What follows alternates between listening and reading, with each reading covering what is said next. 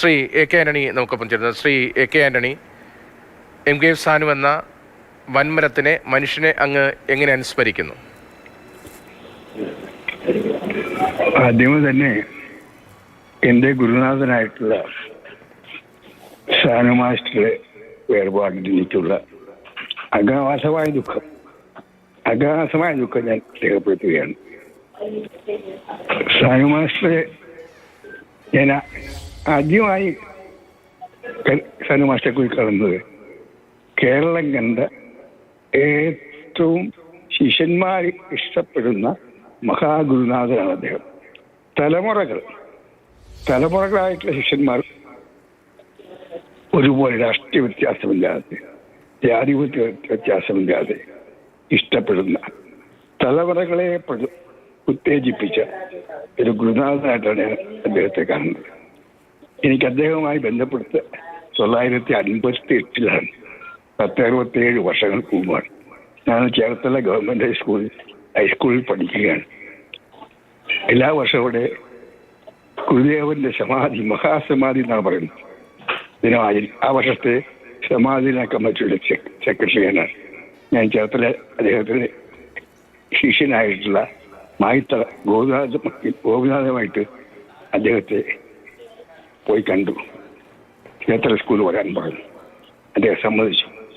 അന്ന് തുടങ്ങിയ ബന്ധം അവസാന നാളുകൾ വരെ, കഴിഞ്ഞ മാസം വരെ ഞങ്ങൾ സംസാരിച്ചിരുന്നു. നിരന്തരമായി ബന്ധപ്പെടും. ഞാൻ എറണാകുളത്തുള്ളപ്പോൾ, വിദ്യാർത്ഥിയായിരിക്കുമ്പോൾ, യൂത്ത് കോൺഗ്രസിനായിരിക്കുമ്പോൾ, KPC പ്രസിഡന്റായിരിക്കുമ്പോൾ, മുഖ്യമന്ത്രിയായിരിക്കുമ്പോൾ, കേന്ദ്രമന്ത്രിയായിരിക്കുമ്പോൾ എറണാകുളത്ത് ചെന്നാൽ ആദ്യം കാണുന്നത് കാരക്കാമറിയിലുള്ള സാനു മാസ്റ്ററെയാണ്. അത്രമാത്രം ഞാൻ ബഹുമാനിക്കുന്നു. എന്നെ അത്രമാത്രം എന്നെ സ്വാധീനിച്ചിട്ടുള്ള മഹാഗുരുനാഥനാണ് സാനു മാസ്റ്റർ. കേരളത്തെ തലമുറകളെ ഇതുപോലെ ഉത്തേജിപ്പിക്കാൻ കഴിഞ്ഞിട്ടുള്ള അധ്യാപകന്മാർ വേറെ ഉണ്ടെന്ന് എനിക്കറിയത്തില്ല. ഞങ്ങൾ ഒരുമിച്ച് പ്രവർത്തിച്ചിട്ടുണ്ട്. വയലാർ ട്രസ്റ്റിൽ അദ്ദേഹം ചെയർമാനായിരുന്നപ്പോൾ ഞാൻ അംഗമായിരുന്നു. ഒരുപാട് കാര്യങ്ങൾ അദ്ദേഹമായിട്ട് ചർച്ച ചെയ്യുമ്പോൾ ഒരുപാട് കാര്യങ്ങൾ പഠിക്കാൻ കഴിഞ്ഞിട്ടുണ്ട്. അദ്ദേഹമായിട്ട് സംസാരിച്ച് പുറത്തിറങ്ങിയാൽ ഒരു പുതിയ ഊർജം കിട്ടും. എല്ലാ കാര്യങ്ങളും നിലപാടുണ്ട്. അദ്ദേഹം എല്ലാവർക്കും പ്രിയപ്പെട്ടവനാണ്. എല്ലാ രാഷ്ട്രീയക്കാർക്കും പ്രിയപ്പെട്ടവനാണ്. എല്ലാ ജാതി മതക്കാർക്കും പ്രിയപ്പെട്ടവനാണ്. അതുകൊണ്ടാണ് എറണാകുളം എന്ന് പറഞ്ഞാൽ കോൺഗ്രസിന്റെ കോട്ടയാണ്. ജനസംഘം കോൺഗ്രസ് ഉണ്ട്. ആ കോട്ടയിൽ സ്വതന്ത്ര സ്ഥാനാർത്ഥിയായിട്ട് ഇടതുപക്ഷത്തെ മിത്രയാണ്. കോൺഗ്രസിന്റെ എറണാകുളത്തെ ഏറ്റവും പ്രിയപ്പെട്ട നേതാവിനെയാണ് അദ്ദേഹം എന്ന് പരാജയപ്പെടുത്തിയത്. രാഷ്ട്രീയം കൊണ്ടല്ല, അദ്ദേഹത്തിന് ശിഷ്യസമ്പത്ത് കൊണ്ടാണ്. അത്രമാത്രം ശിഷ്യന്മാരെ ആരാധിക്കുന്ന, ശിഷ്യന്മാരുടെ ഹൃദയത്തിൽ തിരുപ്രദർശന അധ്യാപകരുള്ള അദ്ദേഹം ഏത് വിഷയത്തെക്കുറിച്ചും സ്വതന്ത്രമായ നിലപാടുണ്ട്. ആരാണ് അഭിപ്രായപ്പെടുന്നത് നോക്കാറില്ല. അദ്ദേഹത്തിന്റെ നിലപാടുകൾ അദ്ദേഹം തുറന്നു പറയും. അദ്ദേഹത്തെ ഏതെങ്കിലും രാഷ്ട്രീയക്കാരനായിട്ട് പാർട്ടിയുടെ ആളായിട്ട് ചാപ്പകുത്താൻ പറ്റില്ല. ഇടതുപക്ഷത്തിനുള്ള അനുഭവമുണ്ട്. പക്ഷേ ഇടതുപക്ഷം പറഞ്ഞാൽ മാത്രം അദ്ദേഹം കേൾക്കത്തില്ല. ഇടതുപക്ഷത്തിന് ഇഷ്ടമില്ലാത്ത പരിപാടികൾ അദ്ദേഹം പോകരുതെന്ന് പറഞ്ഞാലും അദ്ദേഹം പോകണം. അദ്ദേഹം നിശ്ചയിച്ചാൽ അദ്ദേഹം പോകും. അതാണ് അദ്ദേഹം സ്വഭാവം.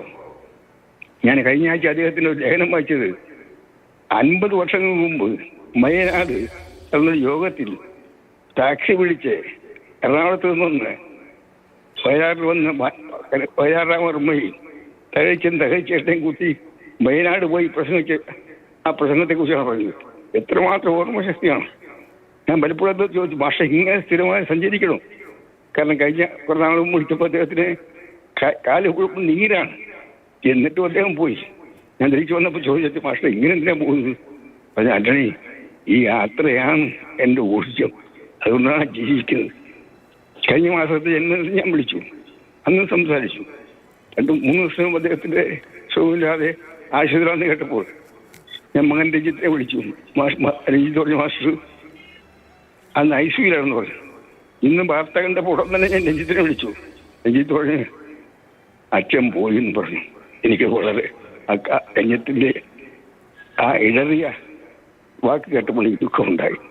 ഞങ്ങളെപ്പോലെ ലക്ഷക്കണക്കിന് ആൾക്കാരെ ഏറ്റവും കൂടുതൽ ബഹുമാനിക്കുന്ന, രാഷ്ട്രീയം ജാതി മതത്തിനതീതമായി ബഹുമാനിക്കുന്ന ആ സാനു മാസ്റ്റർ വേർപാട് കേരളത്തിന് നഷ്ടമാണ്. എനിക്ക് വ്യക്തിപരമായ നഷ്ടമാണ്.